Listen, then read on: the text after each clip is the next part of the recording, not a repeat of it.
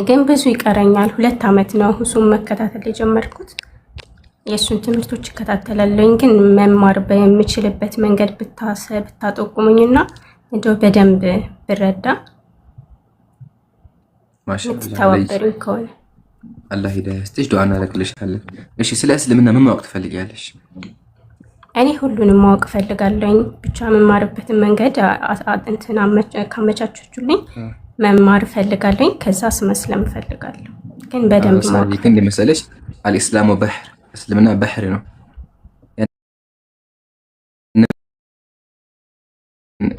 በሁሉም ዙሪያ በጣም ሰፊ ነው። በሰፊ ነው ልጨርሻችን። ግን ዋና ኮንሴፕቱን ማወቅ ትፈልጊያለሽ ስለ እስልምና? እሱን እንንገርሽ።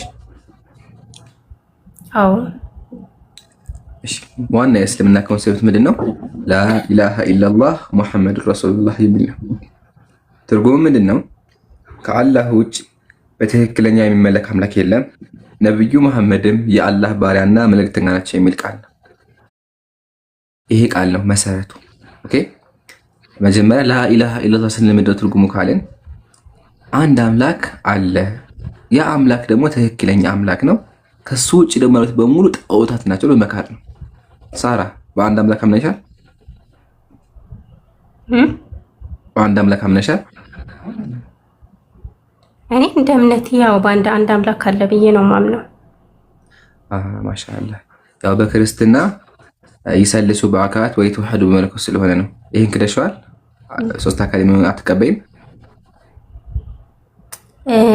ኢምሩ በነገራችን ላይ እኔ አሁን ውዝግብ ላይ ነው ያለሁት። ኦልሬዲ ሃይማኖቴ ጥያቄ ውስጥ ገብቶብኛል። እየተወዛገብኩ ሰው ነኝ። በጣም ተወዛግቤያለሁኝ። መፈለግ የጀመርኩት ቆይቻለሁኝ። ኦልሬዲ መጽሐፎችን ማንበብ ከጀመርኩ 2 ዓመት አልፎኛል። ግን ምንም ነገር እንትን ላቅ አልቻልኩኝም። ተምታቶብኛል። በሰሞኑ ደግሞ የባሰ ደግሞ ከእፎይ ጋር በነበረ እንትን ላይ በጣም የባሰ ደግሞ ያለውበት እምነት እንድጠራጠር አደረገኝ። በጣም ማለት ነው። ማለት ብዙ ጊዜ አልተገለጠም ብለው አልተገለጠም የሚል ነገር በየቤቱ ይዘዋል።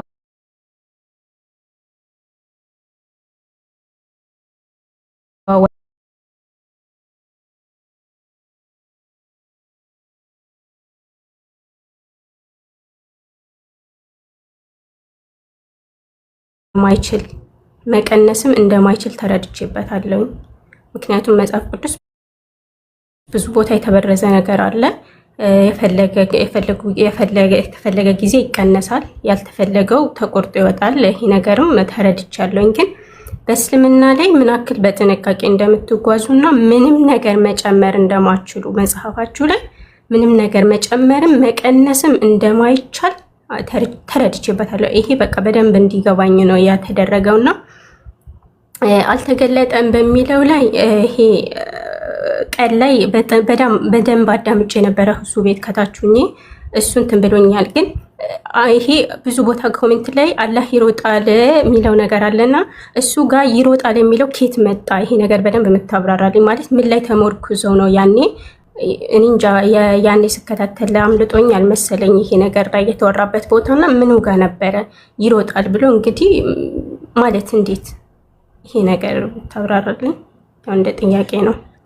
ኢንሻአላህ። እሺ፣ ጥሩ ጥያቄ። ያው መጀመሪያ ከአምላክ ጀምርና ኢንሻአላህ አልተገለጸም የሚለው አስረዳሻለሁ። እሺ፣ ያው መጀመሪያ አምላክ ላይ ቅድም ብዬሻለሁ። ሙስሊሞች አንድ አምላክ ነው የምናመልከው። ጥሪያችንም ወደ እሱ ነው፣ ላኢላሃ ኢላላህ ወደሚለው ቃል ነው። አምላክ ከአዳም ጀምሮ ያዘዛቸው ቃል ምንድነው? አንድ አምላክ አምልኩ የሚል ቃል ነው። ይሄ ቃል የነቢያት ቃል ነው፣ የነቢያት መንገድ ነው። ለዛ ነው ሙስሊሞች እስልምና የነቢያት ጠሪቁል አንቢያ ወይም ደግሞ ዳዕወቱል አንቢያ ብለን የምናምነው ማለት ነው።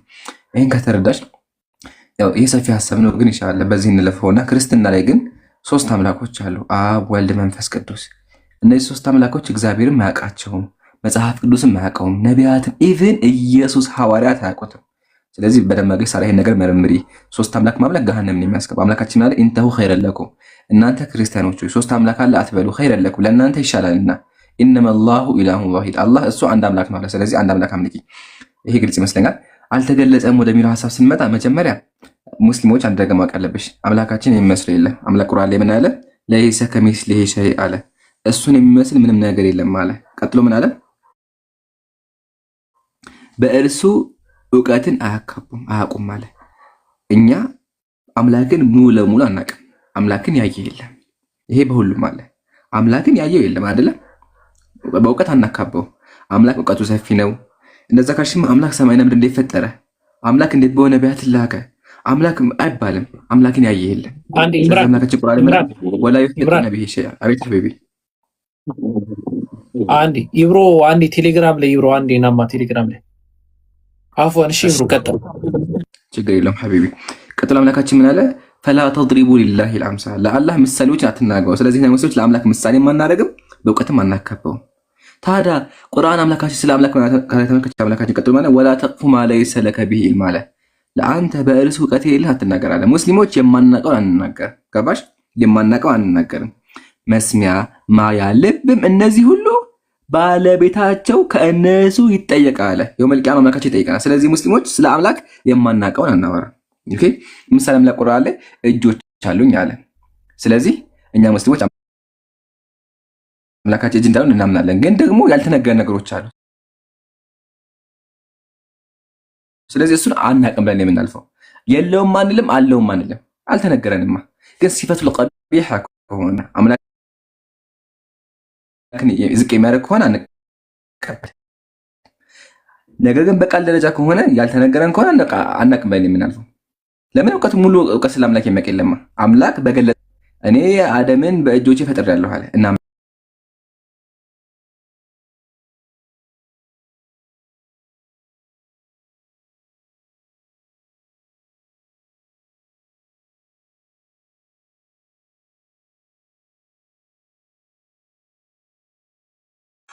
አንናገርም።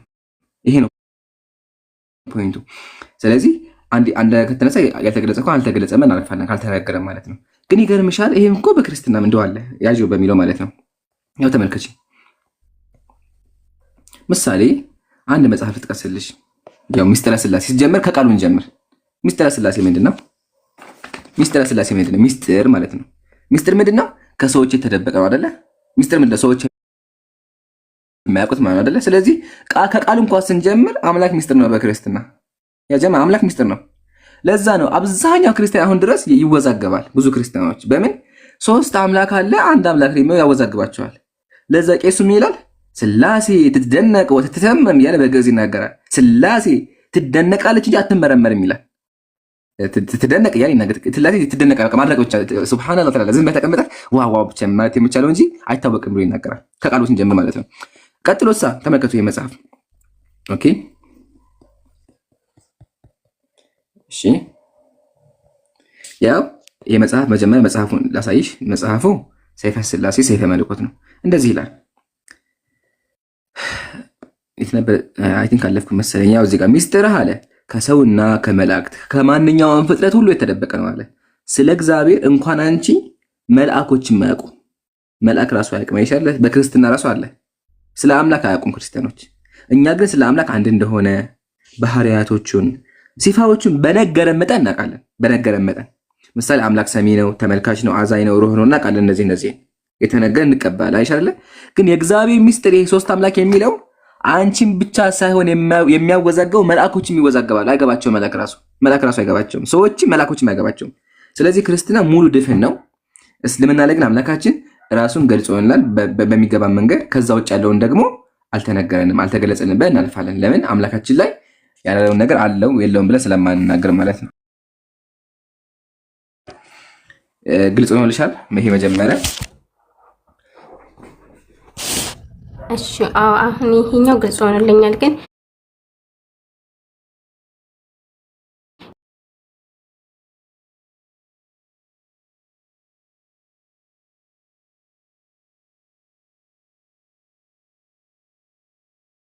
አህመድ የሚለው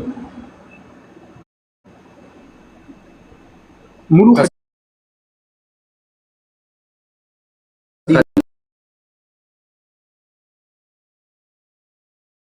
በደም ይሻላል።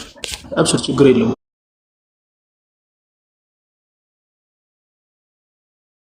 ዳላ እኔም እየበላ እሺ አላህ በረካ ያድርግክ፣ አላህ ያክብርልህ ብያለሁ። ስለ ሐዲሱ ጉዳይ ካወራን መጀመሪያ ወደ ሐዲሱ መመለስ ግድ ይላል። ከውዝ ሐዲሱ ራሱ ስለምንድን ነው የሚናገረው?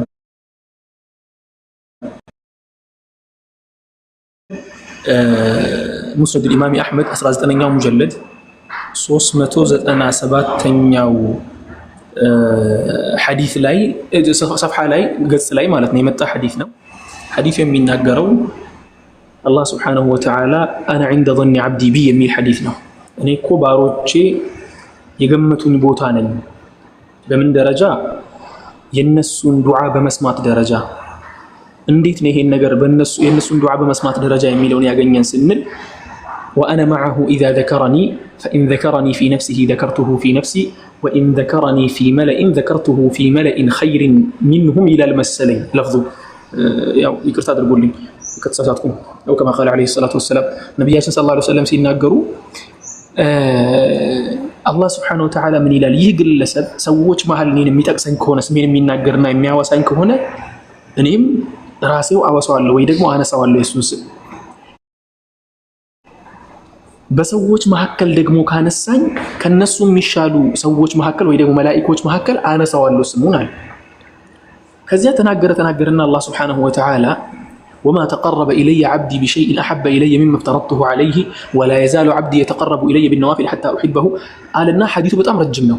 ከዚያ ሄዶ ሐዲሱ ወደ መጨረሻ ላይ ምን ይላል? አንተ ባሪያዬ ሆይ አንድ ባሪያዬ አለ ምንም አይነት ወንጀል ቢሰራ ያንን ወንጀሉን ይቅርታ ለመጠየቅ ወደኔ ቢመጣ አለ ይቅርታ ለመጠየቅ ወደኔ ቢመጣ ኢን ተቀረበ ኢለየ ሽብረን ወደኔ የክንድ ያክል የሚቃረብ ከሆነ ተቀረብቱ ኢለይህ ዚራዐን የክንድ ያክል እቀርበዋለሁ አለ። ዛት ሚንስ እሱ የሆነን ትንሽዬ ፍንጭ ካሳየ ይቅርታ ለመጠየቅ ወደ አላህ ለመመለስ እሱ ፍላጎቱ ካለውና ወደ አላህ የሚመለስ ከሆነ አላህ ደግሞ እሱን የሚቀበልበት መንገድ ባሪያው ከጠበቀው በላይ ሆኖ ነው የሚቀርብለት የሚለው ነው። ወኢን ተቀረበ ኢለየ ዚራዐን ተቀረብቱ ኢለይህ ባዐን አለና ወኢን አታኒ የምሺ ያ ባሪያዬ እየሄደ የሚመጣልኝ ከሆነ እየሄደ የሚመጣ ከሆነ ምን ማለት ነው? ይሄ ኢስቲግፋር ለማድረግ እየተካሄደ ነው ኢስቲግፋር የሚደረገው ስታስቡት ማለት ነው። ይህንን ማሰብ ብቻ አይደለም። ወደ መጨረሻ ላይ የሲፋ ጉዳይም ስለሆነ ሲፋ ሐሳብም አይገባበትም። መጨረሻ ላይ ቀታዳ የተናገረው ነገር አለ ኢማሙ አሕመድ ሙስነድ ላይ ማለት ነው። በስተመጨረሻ ምን አለ? ወኢን አታኒ የምሺ አተይቱሁ ሀርወላ እሱ እየሄደ ወደ እኔ የሚመጣ ከሆነ እየሮጥኩ እመጣለታለሁ አለ። ይህንን ነገር ቀታዳ ረሕመቱላሂ ዐለይሂ ሐዲሱን ከዘገቡ በኋላ የሐዲሱ ዘጋቢ ናቸው። ቀታዳ ማለት ሐዲስን የሚዘግብ ሰው ደግሞ ከሐዲሱ በኋላ የሆነችን ትንሽዬ ጭማሮ ንግግር የሚናገር ከሆነ ያ ንግግሩ ከሐዲስ ትንተና ተደርጎ ነው የሚወሰደው፣ ወይ ደግሞ ከዚያ ከዘጋቢው ሰሓቢይ አሊያም ከሰሓቢይ ቀጥሎ ካለው ሰው ሰምቶ ያን ነገር እንዳስተላለፈ ነው የሚቆጠረው። እየተወራ ያለው ስለምንና ስለምን ነው? ስለ ወንጀል ነው? ስለ ይቅርታ መጠየቅ ነው አይደል? ስለ ወንጀል ነው? ስለ ተውበት ነው? ወደ አላህ ስለመመለስ ነው። ከዚያ ቀታዳ ምን ብሎ ተናገረ? መጨረሻ ላይ ተመለከታችሁ የአላህ እዝነትና ማህርታ ምን ያህል ሰፊ እንደሆነ ምን ያህል ቅርብ እንደሆነ ብሎ ያከለበት መጨረሻ ላይ። ያንን ተንተርሰው ነው ዑለሞቻችን ግማሽ ዑለሞቻችን ኢቭን ይሄንን ሲፋ ኢስባት ከማድረጋችን በፊት አለ ሲፈተል ሐርወላ ለአላህ ኢስባት የሚያደርጉ ዑለሞች አሉ። ከፊሎቹ ደግሞ አይ ከማድረጋችን በፊት ከኮንቴክስቱ ጭምር ደግሞ ቀታዳ የተናገረውን ነገር ስንወስድ የሚያመላክተው ይቅርታን ስለመጠየቅና የአላህን ይቅርታ ለመቀበል ያለውን ፍጥነት ነው የሚያሳየው በሚል ነው የወሰዱት። ወላኪን ከፊል ዑለሞች ምን አሉ? ላ የሲፋ ጉዳይ ነው ይሄ። ሐርወላ የሚለው አላህ ሱብሓነሁ ወተዓላ ወደ ባሪያ ይሮጣል ያለው ነገር ይቅርታ ለመጠየቅ ባሪያዬ ቢመጣ የሚለውን ጥያቄ እንኳን ቢያስከትልም ከዚያ ቢጀምርም የሐርወላን ሲፋ አሊያም ደግሞ መሮጥ የሚለውን ሲፋ ኢስባት እናደርግለታለን። ምክንያቱ ሲባል ቅድም ተናግረሻል። ምንም አንጨምርም ምንም አንቀንስም ነው። አለበለዚያ እኮ ቀታዳ እኮ ሲናገር ከነ ተፍሲር እኮ አስቀምጦ ነበር። ቀታዳ ተፍሲር ቢያስቀምጥም ምን ቢልም ወላኪን ዑለሞች ምንድን ያሉት ይህንን ሲፋ ኢስባት እናደርጋለን ብለው ተናገሩ ማለት ነው። በስተመጨረሻ ያለው ድምዳሜ ምንድን ነው? ወደ ላይም አለው ወደ ታች ሰዋአን ሲፋውን ኢስባት አደረገን ሲፋውን አጸደቅ ነው ችግር የለውም። ይሄ ባህሪ ለአላህ አለው ብንልና ብናጸድቅለት ራሱ የቱ ጋር ነው ጉለት ውስጥ ይንገሪኝ እስቲ። አንድ ግለሰብ በግለሰብ ደረጃ እንኳን ብንወርድ ማለት ነው። በነገራችን ላይ ለአላህ ሱብሓነሁ ወተዓላ ምሳሌ አይደረግለትም። ወላኪን በሰውኛ እንድትረጂ ነው፣ በአእምሮ እንድትረጂ ማለት ነው። የሆነ ግለሰብ ይሮጣል ከተባለ ያ ጉለት ነው እንዴ? ጎዶሎነት ነው መሮጥ? ከሰዎች ባህሪ አንፃር ራሱ ማለት ነው። ኢቭን ከሰዎች ባህሪ አንፃር ራሱ አንድ ሰው ይሮጣል ከተባለ የመሮጥ ሙሉነት ነው ወይስ ጎዶሎነት ነው መሮጥ? አቅምን ነው የሚያሳየው? ድክመትን ነው የሚያሳየው? እንዲሁም እኮ ለመሮጥ ተብሎ አይደለም በየጂሙ ሰው እየተመሰገበ የሚሰራው። ሐቂቀተው ወደ ሰው ራሱ ስንመለስ ማለት ነው የአላህ ሱብሓነሁ ወተዓላ ከዚህ ጋር የሚያያዝ ነገር የለውም። ኢቭን ወደ ሰው እንኳን ስታመጡት ያ ነገር ምንም ጉድለት ሆኖ አይታይም። ሙሉነት ነው ሰው ጋር ሲመጣ። ሰው ጋር ሲመጣ ሙሉነት የሆነውን ባህሪ ደግሞ አላህ ሱብሓነሁ ወተዓላ አለኝ የሚል ከሆነ ማጽደቁ ምንድነው የሚከለክለን? አለ ቢባል ምንድነው ችግሩ? ተግባባን? ያን ያለው ነገር ስለዚህ ምንም ቢጸድቅለትም ምንም ችግር የሚፈጥር ነገር አይደለም። ያን ያጸደቁ ዑለሞችም ትክክል ናቸው።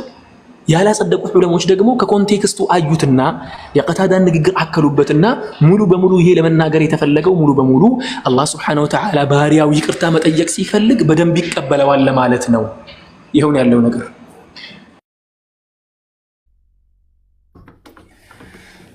ጀዛከላህ ኡስታዝ፣ አላህ ይጠብቅህ። ጀዛከላህ ኸይር። እሺ አመሰግናለሁኝ።